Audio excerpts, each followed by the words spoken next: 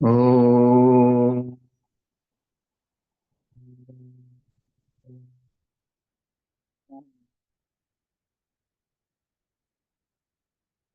विश्वानि देव सवितर्दुरितानि परासुव यद्भद्रं तन्नासुव। ओम शांति शांति शांति। श्री सद्गुरुदेव भगवान की जय। प्रस्तुत विवेक चूड़ामणि चल रहा है और श्लोक क्रमांक 241। यहाँ तत्वमसि विचार चल रहा है। तत्वमसि विचार ये है कि जीव जो है वही ब्रह्म है, ऐसा ये प्रतिपादन करते हैं। तत् मतलब वह, वह से अर्थ ब्रह्म का लेना है। तो मतलब तुम, जो तुम हो वही ब्रह्म है, ऐसा सद्गुरुदेव उपदेश करते हैं अपने शिष्य को। अगर शिष्य योग्य है और शब्द को जानता है, बराबर पकड़ता है, तब तो उसको बोध हो सकता है। लेकिन अनुभूति के लिए साधन चतुष्टय जो है, कहा गया है कि जब तक साधन चतुष्टय अपनाते नहीं है तब तक जो है तत्वमसि का बोध नहीं हो सकता। फिर तो संसार ही दिखेगा, क्योंकि संसार ही सत्य मानते हैं लोग। तत्वमसि जो वाक्य कहाँ है वेदों ने, त्वम ब्रह्मासि, है ना, सर्वम खलविदम ब्रह्म, ये तो पहले बता दिया। सर्वम खलविदम ब्रह्म, प्रज्ञानम ब्रह्म। हाँ, लेकिन लास्ट में क्या कहते, तत्वमसि, मतलब तुम ही वो जो है, सब में जो है, सर्वम खलविदम ब्रह्म जो है, सब में सब जगह जो है वो तुम ही हो, ऐसा यहाँ प्रतिपादन करते हैं। तो ये कहते हैं कि उसके सिवा और कुछ भी नहीं है, ये सिद्ध हो गया है ना। कि उपनिषदों में भी, पुराणों में भी, गीता में भी, श्रुति और स्मृति में, दोनों में भी ये सिद्ध हो जाता है कि ईश्वर के सत्ता के सिवा दूसरा कुछ भी नहीं है। हमने अनेक अनेक प्रमाण सुने हैं कि ईश्वर जो है कण कण में है, उसकी सत्ता सब जगह है। गीता में भी कहा है, अच्छद्यो यम दायो यम क्लेद्यो एव च नित्य सर्वगतः स्थाणु अचलोयम सनातन। ये आत्मा का जो है निर्णय है कि कैसा है वो ना कभी उसका ध्वंस होता है ना। अच्छद्यो यम दायो, उसको, उसके ऊपर कोई परिणाम नहीं होता, अविकारी है, विकार रहित है। तो ऐसा जो निर्णय हो गया उस आत्मा का, तो वो बोध होना है कि भाई वो तुम ही हो। तो ऐसा बोध होता है तब जो अपने आप को ब्रह्म महसूस करता है और जो भाव हट जाता है। कब? जब पंचकोशातीत जो अ, उस पंचकोशातीत का जो अविद्या से घेरा हुआ है, उससे वो हट जाता है ना। ये पंचकोशातीत क्या अविद्या है ये भी। तो इसको जब ये जानता है कि पंचकोश जो है मैं नहीं हूँ, है ना, अन्नमय कोश है, प्राणमय कोश है, मनोमय कोश है, विज्ञानमय कोश है, आनंदमय कोश है, ये पंचकोश है। तो अन्न से जो शरीर बनता है, तो उस शरीर बनने के बाद उसका नाश भी होता है, इसलिए वो तो बिल्कुल नहीं है। तो ऐसे यह विचार करते हैं कि ऐसा सब कुछ हमने पहले देखा कि अन्नमय कोश, प्राणमय कोश, मनमय कोश, आनंदमय कोश, प्रज्ञान, विज्ञानमय कोश, ये जितने भी कोश है वो सब उसका बाद हो गया है। उसका बाद करके एक ब्रह्म की ही सत्ता का जो है निर्धारण किया हुआ है। तो ये सिद्ध कर देते हैं कि भाई नहीं, ब्रह्म ही सत्य है, जगत मिथ्या है। तो कहते हैं तत्वम पदाभ्याम अभेद्यमानयोः ब्रह्मात्मनो शोधितयोरिदित्थम् श्रुत्या तयोस्तत्त्वमसीति सम्यक् एकत्वमेव प्रतिपाद्यते मुहुः।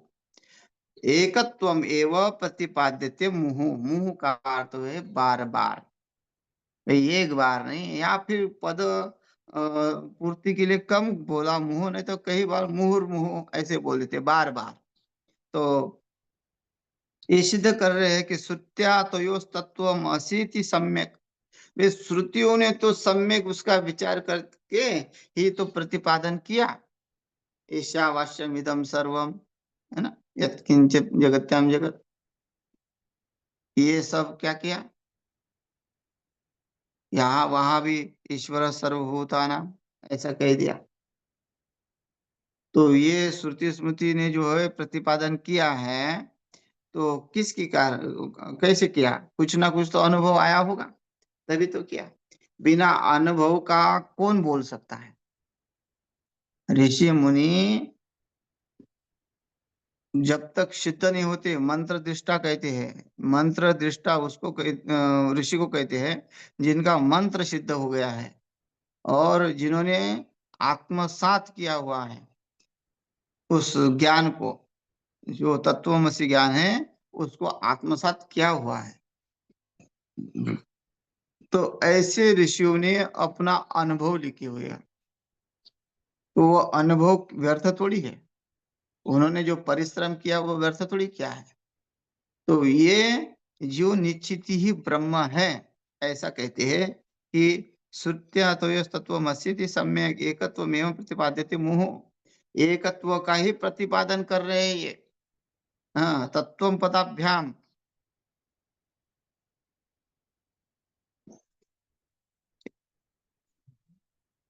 कहते हैं कि जो तत्व है, तत्व किसको कहते हैं, ब्रह्म को। जो तत्वम पदाभ्याम अभेदीमानयो हो, वो जो तत्व तत्वम पद से बोध होने वाला है।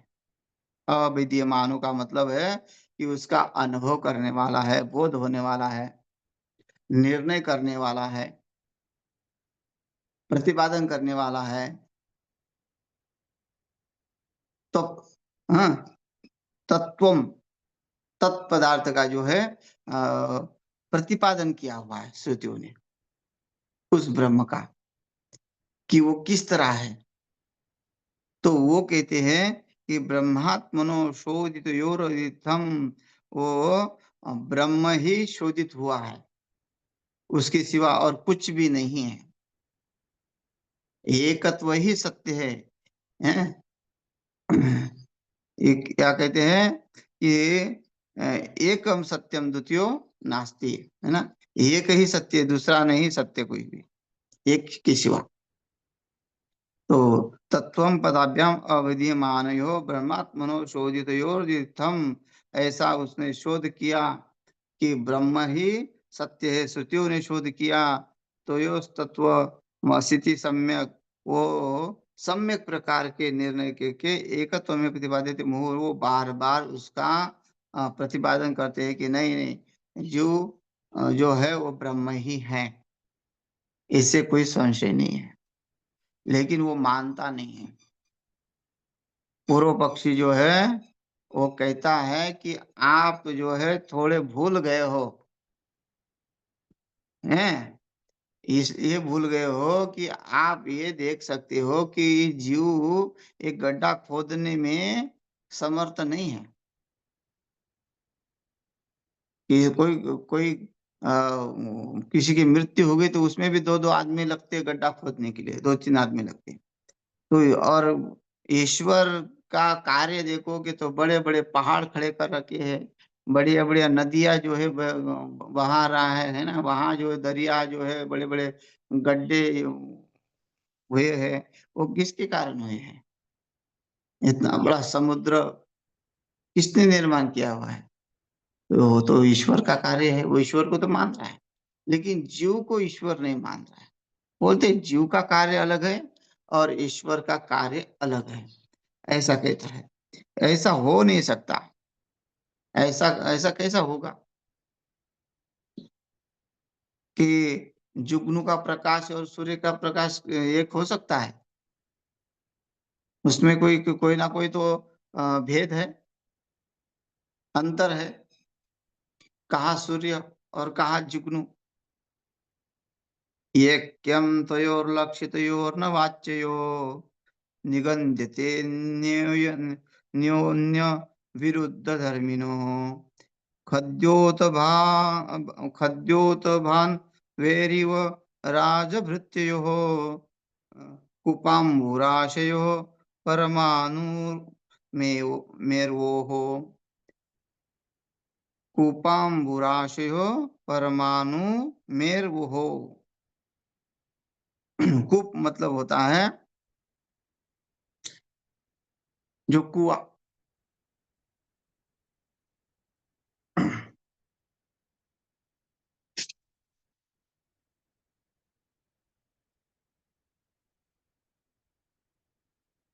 और अम्बुराशयो,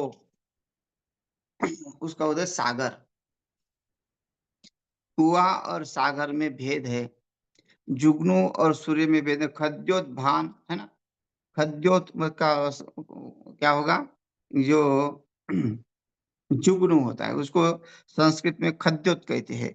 खद्योत भानो भान ओरी वो राजभृत्य हो। इसकी दोनों की तुलना नहीं हो सकती। और कूप, जो कुआं है और समुद्र है, उसकी भी तुलना नहीं हो सकती। वो एक नहीं हो सकते। निगद्यते न्यो विरुद्ध धर्मिनो, ये तो बिल्कुल विरुद्ध ही है महाराज। और आप कहते यज्ञ तो लक्षित और नवाच्यो, ऐसे कैसे? मैं इसको मानता ही नहीं है कि ये एक हो सकता है।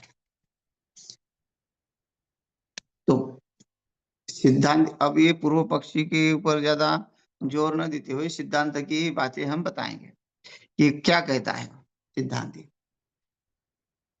तयोर्विरोधम विरोधयोमुपाधिकल्पितो न वास्तव कश्चित् उपाधिरेष ईशस्य माया महादि कारणम जीवस्य कार्यम ऋणु पंचकोशम। अरे भाई, तुमने पहले पढ़ा होगा, पंचकोशादित प्रकरण गया है, तो तुम उसको थोड़ा देखो ना, थोड़ा टटोल के देखो कि वहां क्या कहा है। जो अन्नमय कोश है वो किससे जो शरीर बनता है, तो आत्मा थोड़ी बनता है। वहां अन्नमय कोश से भी आत्मा नहीं बनेगा। अन्नमय कोश से आत्मा से कोई संबंध नहीं है। अन्नमय कोश शरीर को पुष्ट करेगा। मनोमय कोश, जो अन्न खाया हुआ है वही मन जो है ना, जैसा बोलते हैं ना, जैसे खाए अन्न वैसे बने मन। वो अन्नमय कोश जो है बाद में मनोमय के ऊपर विकार करता है। तो मन जो है वैसे ही बनता है, प्रकृति वैसी ही बनती है। जैसे अन्न खाना लगता है व्यक्ति, वैसे उसके अंदर सत्व रज और तम गुण प्राप्त होते हैं। वो अब सत्व रज और तम गुण तो आत्मा नहीं हो सकता, कि सत्व गुणी भी आत्मा नहीं है, रजोगुणी भी आत्मा है, तमोगुणी भी आत्मा नहीं है। क्योंकि तीनों से जो अलग है वही आत्मा है। सत्व गुण में रहेगा फिर भी भेद है कि हाँ ठीक ठाक रहेगा, लेकिन फिर भी वो सत्व गुण के लिए कुछ ना कुछ आहार अच्छा से लेता रहेगा, तो भेद ही है। तो ये आप थोड़ा सा विचार करो। मनमय कोश अगर आप अन्नमय कोश छोड़ो तो मनमय कोश देखो। ये मनमय कोश जो है वो भी आत्मा नहीं है। और प्राणमय कोश, वो भी आत्मा नहीं है। क्योंकि प्राण जो है हृदय प्राण उदय पान समानो नाभि मंडल उदान कंठ देश व्यान शरीर ऐसा कहा है कि सब ये शरीर में ही स्थापित है। खाली बाहर का वायु अलग है, लेकिन ये 5 प्राण जो बताए हैं उसके अलग अलग नाम बताए। तो बाहर तो प्राण नहीं है, वो अंदर है। तो आत्मा तो बाहर भी है, अंदर भी है। और उसको अगर तुम्हारा प्राण समाप्त हो जाए, प्राणों के बिना तुम्हारा शरीर चलता नहीं है, लेकिन आत्मा के लिए कोई प्राण की जरूरत नहीं है। आत्मा तो ऐसा नहीं कि भाई उसको प्राण चाहिए तब वो ठीक ठाक रहेगा, नहीं। वो तो पूर्ण रूप से जो है सिद्ध है, उसको किसी की भी जरूरत नहीं है, किसी पदार्थ की जरूरत नहीं है, किसी वस्तु की जरूरत नहीं है। तो वो सिद्ध हो जाता है कि प्राण में कोश भी आत्मा नहीं हो सकता। क्योंकि जो शरीर तुम कह रहे हो, और ये सब क्या है, ये उपाधियां है शरीर की, शरीर की उपाधियां है, भेद है। अगर वो भेद मिट जाए, ये पंचकोशादि जो भेद है, जीवस्य कार्यम ऋण पंचकोश ईशस्य माया महादि महादि कारणम, है ना। ईशस्य माया, ये माया है। क्या माया है? पंचकोश कार्य।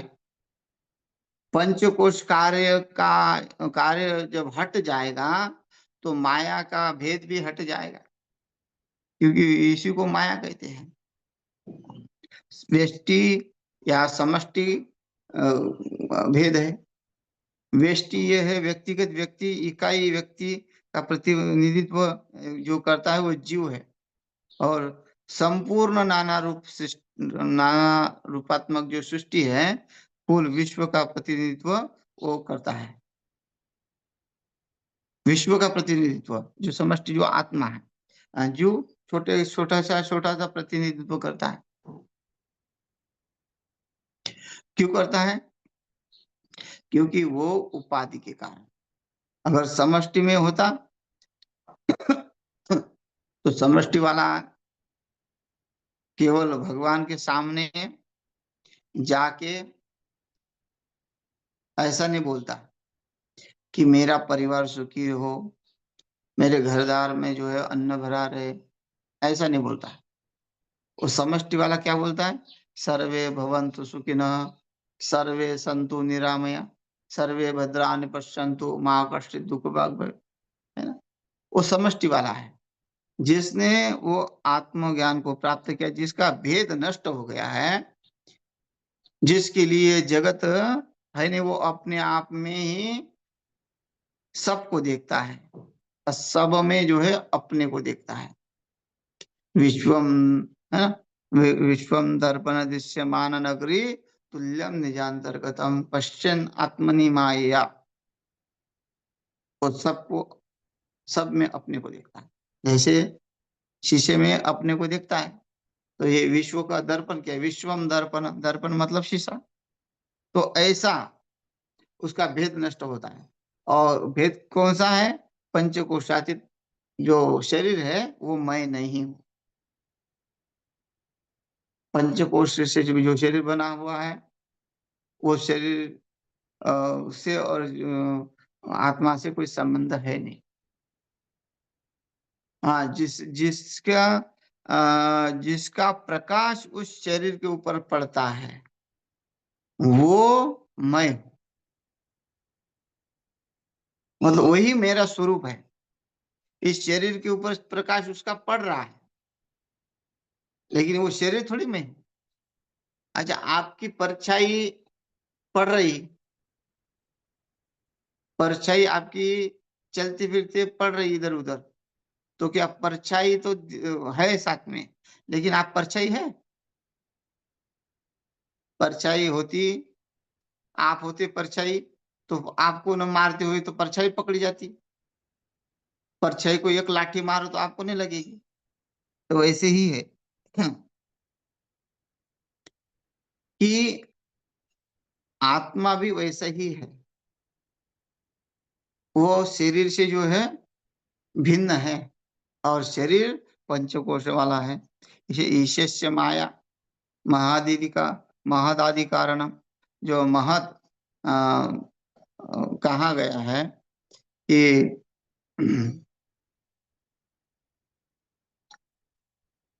महत का मतलब होता है कि बड़ा, महत इत्यादि का कारण जो ईश्वर की माया है वही उसका कारण है। बड़ी माया का मतलब छोटा नहीं समझना है, बड़े माया बड़ा माया का कार्य है। माया जब लिपट लेती है इस संसार को, तो वो भगवान में भी भेद दिखाई देता है, उसमें भी दोष दिखाई देते हैं, है ना। जब भगवान बाल लीला करते हैं तो ब्रह्मा जी को भी दोष दिखाई दिए, इंद्र को भी दोष दिखाई दिए, उनको भी जो ज्ञान नहीं हुआ कि ये परमात्मा है और इससे भिन्न नहीं हूं, जो माया ने घेरा, क्योंकि जो ब्रह्मा विष्णु महेश ये भी तो माया आदि नहीं है। जो हम देवताओं को मानते हैं, जो हमें लगता है कि इंद्र है, चंद्र है, सूर्य है, ये हमारे दृष्टि में जो है अलग से दिख रहे हैं।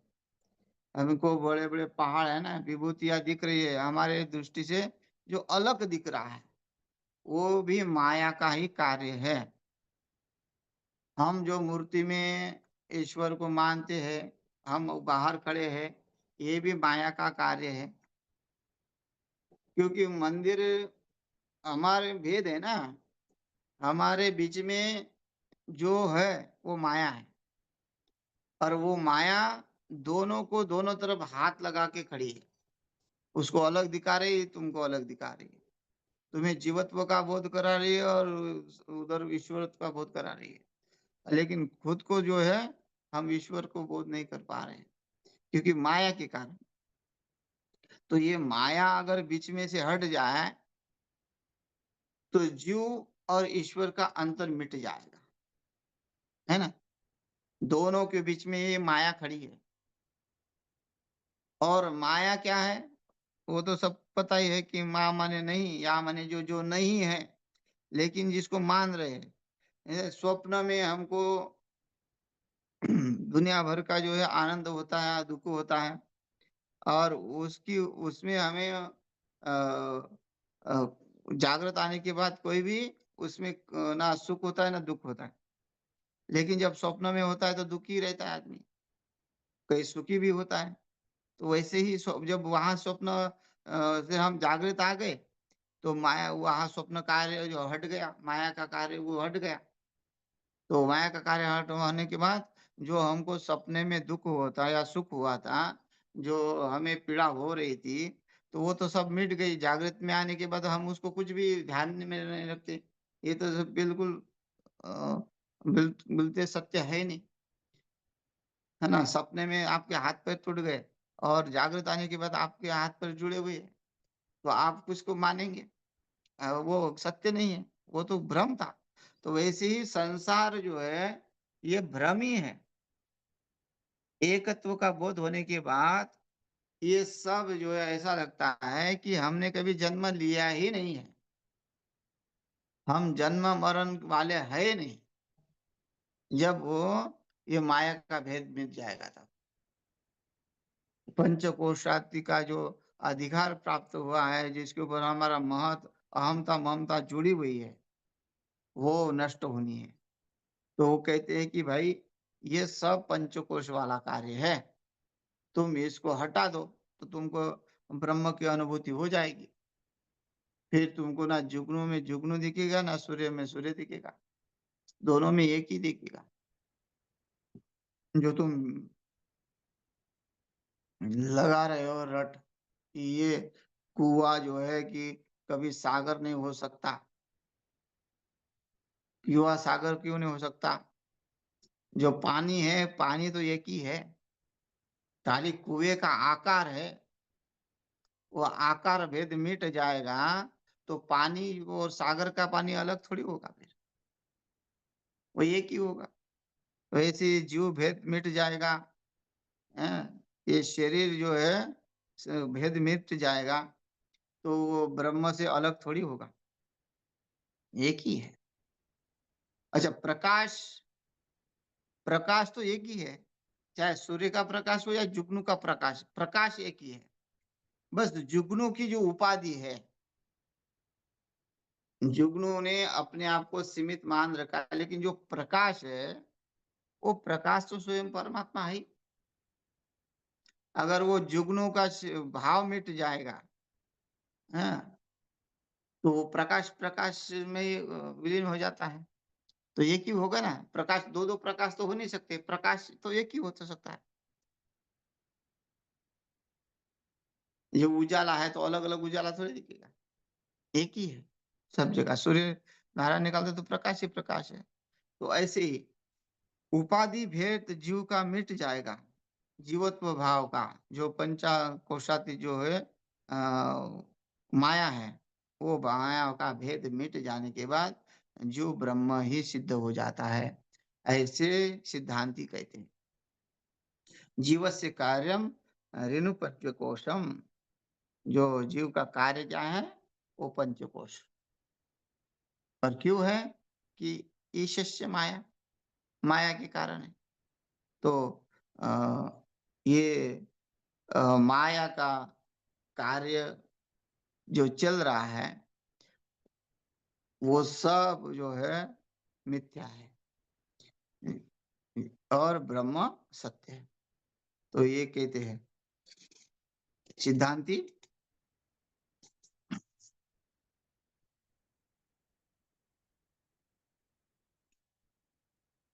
एता एता उपाधि परजीवयोस्तयोः सम्यग् निरासे न परो न जीव।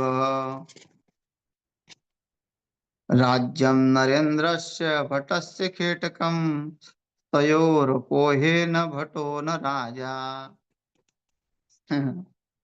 ऐसे दृष्टांत दे रहे हैं। ये तो उपाधि, दोनों उपाधियों के कारण है। उपाधिया परजीव हो, परमेश्वर तथा जीव में दोनों क्यों, दोनों में जो उपाधि क्यों है, तो कहते उसका निषेध किया जाता है। निषेध यानी पर न ईश्वर न पर, ईश्वर और जीव न राज्यम, न राजा अलग है, ना सैनिक अलग है। कहते हैं कि सैनिक, सैनिक में जो शौर्य होता है, जो राजा में जो शौर्य होता है, और शौर्य में भेद थोड़ी है। शरीर शरीर अलग अलग भेद है। जब उसका स्तयोर को है न भटो न राजा, ये कहते हैं।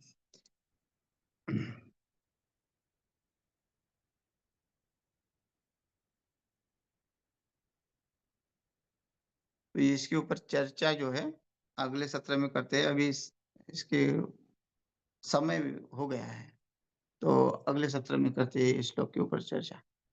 हरि ओम तत्सत।